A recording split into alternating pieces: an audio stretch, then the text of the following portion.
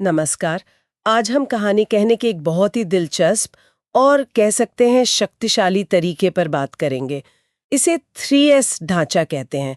Setup, struggle और success. मतलब तैयारी, संघर्ष और सफलता। हाँ, बिल्कुल। हमारे पास जो सामग्री है वो इसी कहानी कहने की कला पर फोकस्ड है और ये समझने की कोशिश करती है कि क्यों कुछ कहानियां बस जानकारी लगती हैं, उनमें वो भावनात्मक असर, वो जुड़ाव क्यों नहीं बन पाता।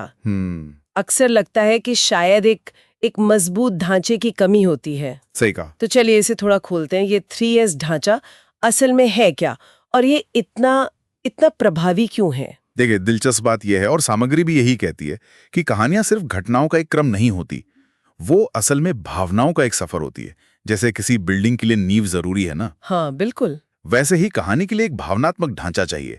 और ये 3S, सेटअप, संघर्ष, सफलता, ये इसी भावनात्मक लय को बनाने में मदद करते हैं, जिससे सुनने वाला जुड़ सके। अच्छा, तो पहला S हुआ सेटअप। ये सिर्फ कहानी की शुरुआत नहीं है जी, ये एक तरह का न्योता है ना? बिल्कुल बिल्कुल। सेटअप का मकसद ही यही है, सुनने वाले को उस सीन में ले जाना, कॉन्टेक्स्ट देना, संदर्भ स्थापित करना और ये दिखाना कि देखो, बदलाव आने से पहले चीजें कैसी थीं। यहाँ आप कोशिश नहीं कर रहे हैं कि सुनने वाले को इम्प्रेस करें, नहीं, आप बस उनसे एक कनेक्शन बना रहे हैं, उन्हें सहज महसूस करा रहे हैं। और इसके तरीके?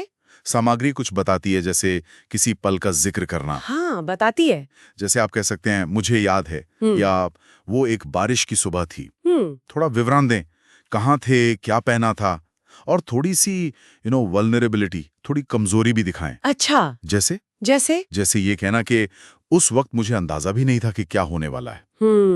ये सुनने वाले को उस पहले वाले आप से जोड़ता है। एग्जैक्टली, वही भेद्यता, वही वल्नरेबिलिटी कनेक्शन शुरू करती है। ठीक है, इसके बाद आता है संघर्ष, स्ट्रगल। इसे कहानी का दिल कहा गया है, एकदम असली कच्चा हिस्सा। हाँ, यहीं पर भावनाएं सबसे ज्यादा उभरती हैं। ऐसा क्यों? क्योंकि देखिए, सामग्री इस पर जोर देती है कि संघर्ष इसलिए जुड़ता है क्योंकि ये हम सबके अनुभवों को छूता है।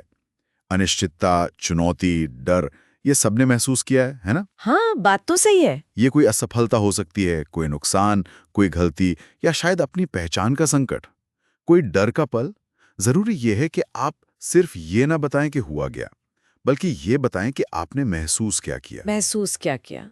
हाँ, ये शिकायत करना नहीं है, ये बस उस मुश्किल दौर से गुजरने का अनुभव बांटना है। और सामग्री में इसके उदाहरण भी काफी अच्छे हैं। जैसे सिर्फ ये कहना कि मैं टूट गई थी, हाँ, ये कहना कि मेरे खाते में सिर्फ 47 रुपए थे और एक EMI मिस हो गई थी। ये ज्यादा असर करता है। बिल्कुल, विशिष्टता, स्पेसिफिसिटी। या वो दूसरा उदाहरण, टीम के सामने तो मुस्कुराई पर कार में अकेले रोई। उफ, हाँ, यही विशेषता और वो भावनात्मक सच्चाई वही कनेक्शन बनाती है। बिल्कुल, भावना ही तो कनेक्शन की असली करेंसी है। और फिर अंत में आता है सफलता, सक्सेस।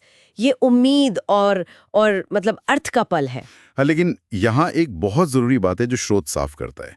सफलता का मतलब सिर्फ अपनी उपलब्धि का बखान करना नहीं है। बिल्कुल नहीं। अच्छा, तो फिर क्या है? इसका असली मतलब है ये साझा करना कि मैंने क्या सीखा और ये चीज दूसरों के लिए क्या मायने रख सकती है।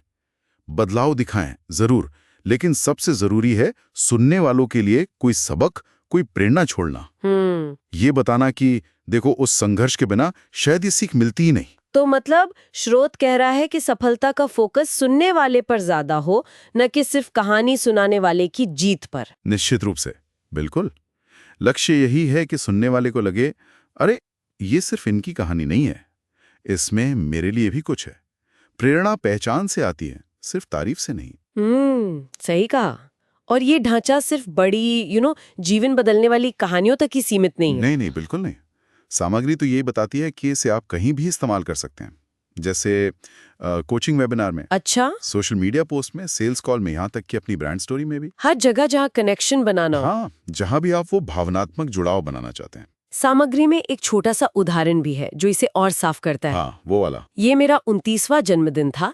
मैं अकेला फर्श पर बैठा था, सोच रहा था कि मैं जीवन में कर क्या रहा हूँ। ये सेटअप हो गया। सेटअप। कॉर्पोरेट नौकरी छोड़ दी थी। सबने कहा बड़ा बहादुर कदम है, पर सच मैं अंदर से टूटा हुआ था। रात में चुपके से नौकरियों के लिए अप्लाई कर रहा था। ये संघर्ष। हाँ, वो कच्चापन। फिर एक रात एक कोच ने कहा, आपकी कहानी ही आपका शॉर्टकट है। मैंने धीरे धीरे अपनी कहानी साझा करनी शुरू की, लोग सुनने लगे, फिर वो साइन अप करने लगे। ये सफलता। हाँ, आज कहानी कहना सिर्फ मार्केटिंग नहीं, ये मेरे लिए सांस लेने जैसा है। देखिए कितनी सरलता से ये एक भावनात्मक पुल बना देता है ना? हाँ, सेटअप हमें स्थिति से जोड़ता है, संघर्ष हमदर्दी जगाता है और सफलता एक उम्मीद देती है। और एक बात जो सामग्री में ध्यान देने लायक है वो ये कि इस ढांचे को एकदम पत्थर की लकीर मानने की जरूरत नहीं है। बिल्कुल नहीं। हाँ, कभी कभी क्रम बदल सकता है। हो सकता है आप सीधे संघर्ष से शुरू करें। अच्छा। हाँ, और फिर सेटअप पर वापस जाएं, फ्लैशबैक की तरह। मुख्य लक्ष्य वो भावनात्मक लय बनाना है, एक ऐसा उतार चढ़ाव जो सुनने वाले को बांधे रखे। शुरू कहीं से भी करें, पर अंत हमेशा अर्थपूर्ण होना चाहिए। बिल्कुल।